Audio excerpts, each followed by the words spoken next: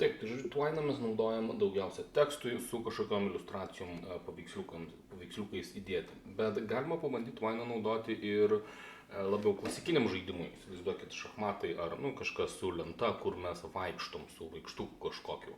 Ar kad ir įsivaizduokit platformerį ir personažas eina iš kairės ekrano pusės į dešinę. Aišku, nebus tai taip tiesiogiai, kaip galėtų būti padaryta su kitų žaidimų varikliu, bet galim pabandyti. Tai šiuo atveju aš pasidarysiu tablą, žodžiu lentelę, tarkim, iš, nežinau, 6, gal mažiau, tarkim, 4 gabaliukų.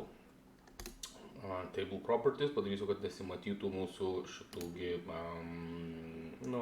borderių, kraštelių mūsų lentelės. Ir galbūt pridėsiu dar vieną eilutę pačioj. Ir čia įterpsiu po paveiksliuką, žodžiu, įsivaizduokit šachmatų lentos, kiekvienas tas kvadratėlis, kuriame vaikštom, o čia navigaciją padarysim. Tai pavyzdžiui, į vieną pusę galima eiti ir į kitą. Tai dabar ką reiškia eiti, jeigu mes kalbam apie Twiną, tai jūs jau žinot, kad mes naudojam šitos skliaustelius, kad sukurti naują passage ir, žodžiu, kiekvienas mūsų ėjimas šituo būdu darant būtų atskiras tas passage, dėžutė teksto.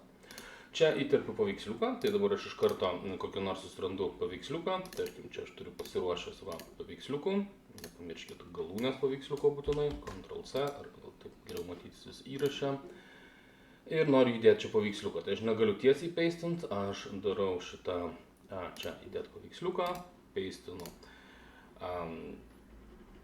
URL-ą, žodžiu, čia ne URL-as, nes URL-as internete, bet žodžiu failo pavadinimą ir lokaciją. Tai jeigu aš norėsiu savo žaidimą turėti tam pačiam folderį, kur ir mano visi paveiksliukai, tai čia to užtektų, bet tvarkingumo dėliai aš padarysiu atskirą folderį, kur yra šitie paveiksliukai. Tai šiuo atveju empty mano folderis vadinasi, tai ir užrašau empty. Jėzau, aš šitą moku.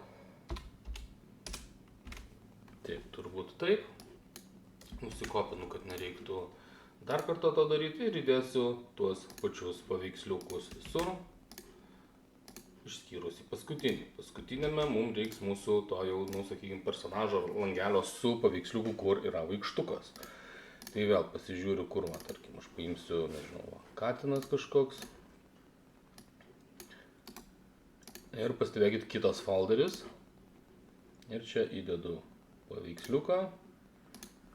Full berods folderis buvo, full atseit užpildyti. Ir paistinu tą mūsų paveiksliuką. Ir turiu šitą HTML kodą. Kopinu jį, einu į Twiną. Čia aš pasidaręs atskirą tuščią passage ir jame papeistinu visą šitą HTML turinį. Pastebit, jau yra ėjimas į... atsiprašau, kažką ne taip padariau. Į vieną pusę pas mane turėjo būti ir į kitą. Nežinau, kokiu būdu čia jis pakeitė šitos simbolius.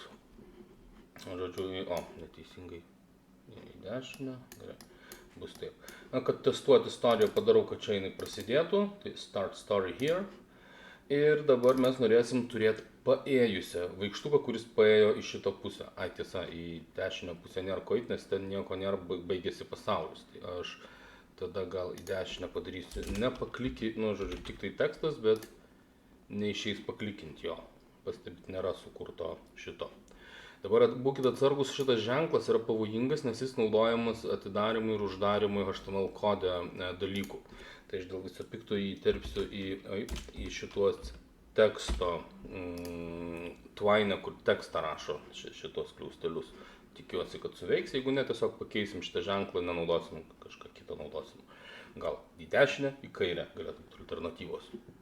Gerai, dabar aš tingiu prašyti visą tekstą išeiti tą įrankį HTML, tingiu viską daryti. Aš imu šitą, nusikopinu, einu į šitą passage, paistinu. Ir čia vienintelis dalykas, ką man reiks padaryti, mūsų vaikštukas paėjo iš pačio dešiniausio langelio į kairesnį.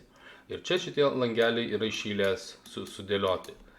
Tai aš imsiu ir savo šitą image source full iki GIF pabaigos, imsiu jį ir perkelsiu į sekančią eilutę, į sekantį dėžutę. O jo tuščią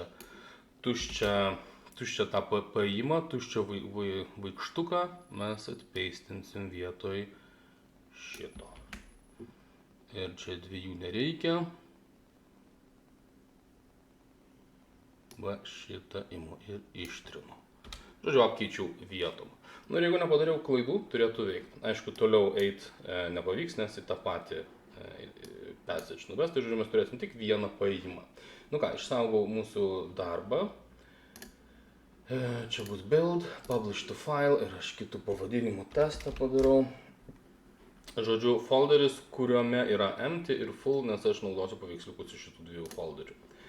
Ir pabandom pažiūrėti, kaip atrodo, ar pavyko testas. Turim, reikėjo vietomis sukeisti, neteisingai, bet turim, reiškiasi, vaikštuką, turim lentą, paspaudžiam čia ir yra paėjimas. Aišku, galiu žymiai sudėtingesnius tuos daryti, nu, tik tai daug darbo. Jeigu šachmatų lentą būtų žiauriai sunku padaryti, nes kiekvienas paėjimas, kiekvienas pokytis būtų atskiras tas passage. Tai aišku, būtų žiauriai neoptimalu daryti šachmatus, bet kažką labai tokio paprasto su galbūt tik tai mažas praėjimas, galbūt keletas pasirinkimų ir tada šokį į sekantį langą, su sekančiu, reiškia, kažkokiu praėjimu, gal visai ir padaroma.